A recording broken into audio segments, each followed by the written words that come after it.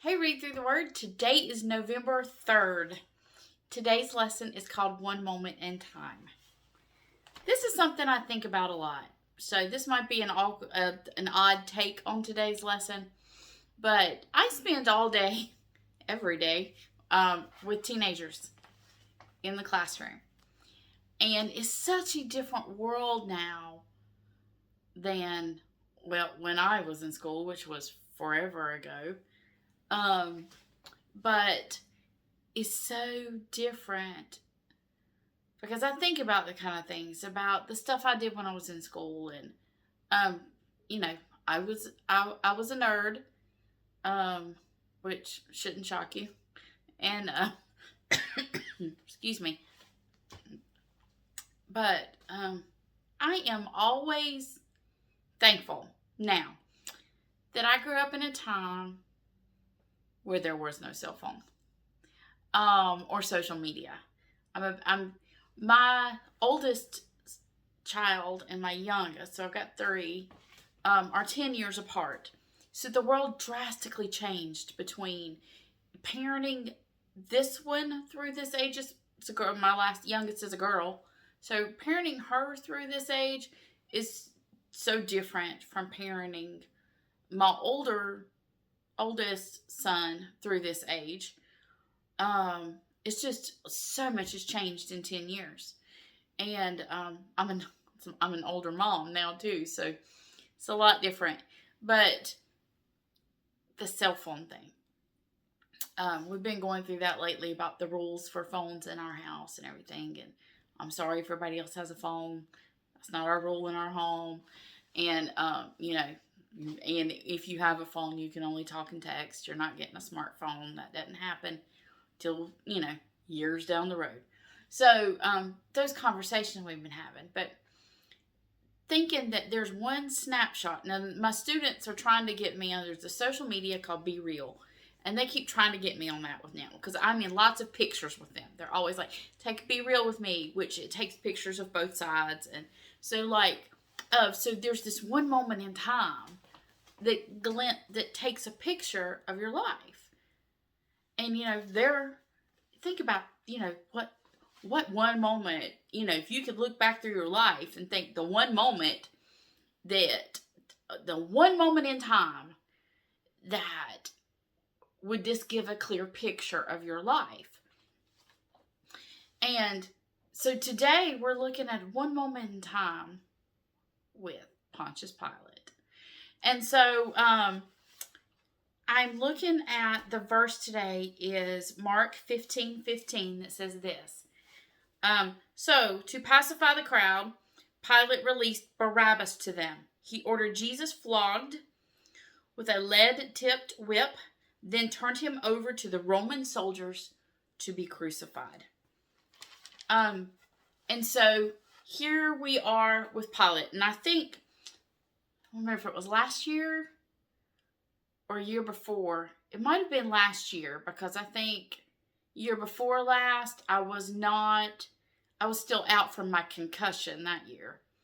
And I don't think I was teaching 2 years ago. So probably last year.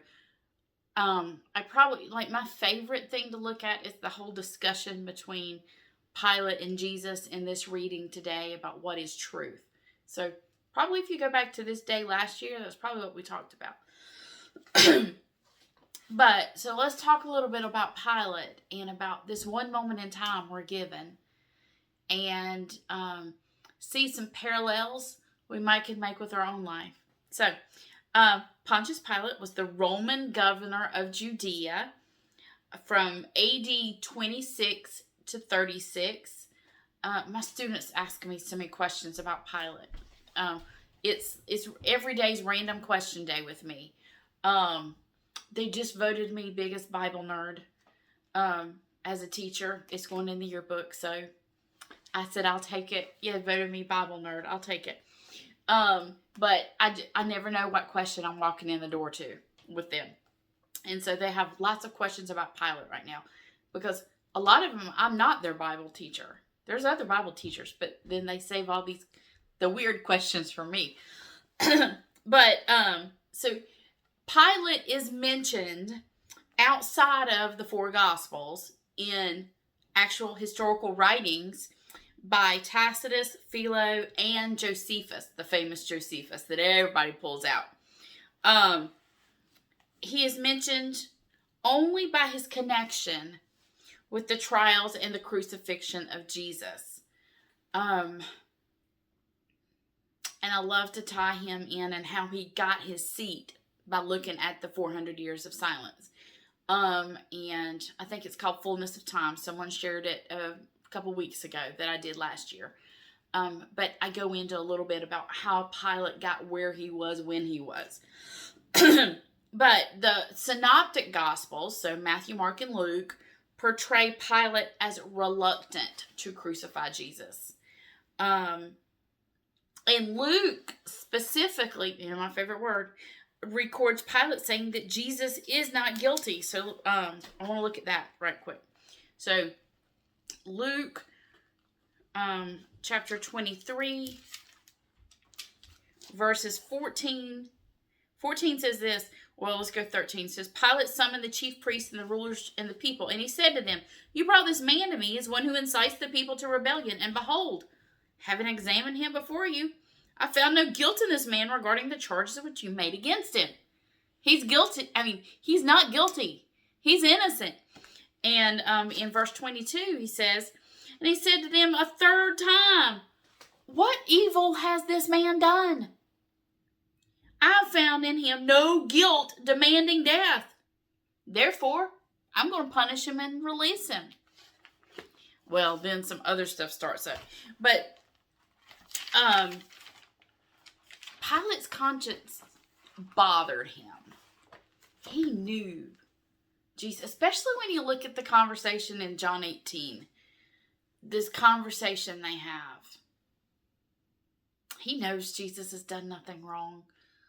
That's why he actually has the sign made and makes the Pharisees mad and everything he does in the Sanhedrin.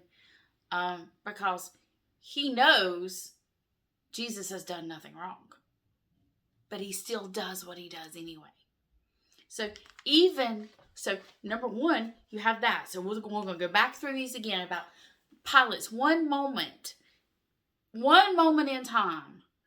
And this is what we see about him. And what does he do with this one moment? So Matthew 27:19 says this. It says, while he was sitting in the judgment seat, his wife sent him a message saying, have nothing to do with that righteous man. For last night I suffered greatly in a dream because of him. So his wife sent him an urgent message that says, don't do anything to the righteous man. I've had a dream, and you don't need to have anything to do with this. So the Gospel of John records the conversation between Jesus and Pilate about truth that I keep referencing. My favorite, John 18. So the what is truth conversation, and Jesus is like, me, I'm truth. But Pilate's presented with evidence, and our verse today says, but what he chooses is compromise. In his one moment in time, Pilate's indecision makes his decision. That Pilate is presented with evidence that he knows proves the innocence of Jesus, but he ignores his conscience. He's given a message from his wife that says, do not mess with the righteous man. And he ignores the message. He disregards the advice of his wife. And the third thing, Pilate chose outcry over evidence, which goes back into everything that got Pilate where he was when he was, and his reasoning for wanting to be there and everything. He's like, yeah, they're going to mess with me if I don't play along.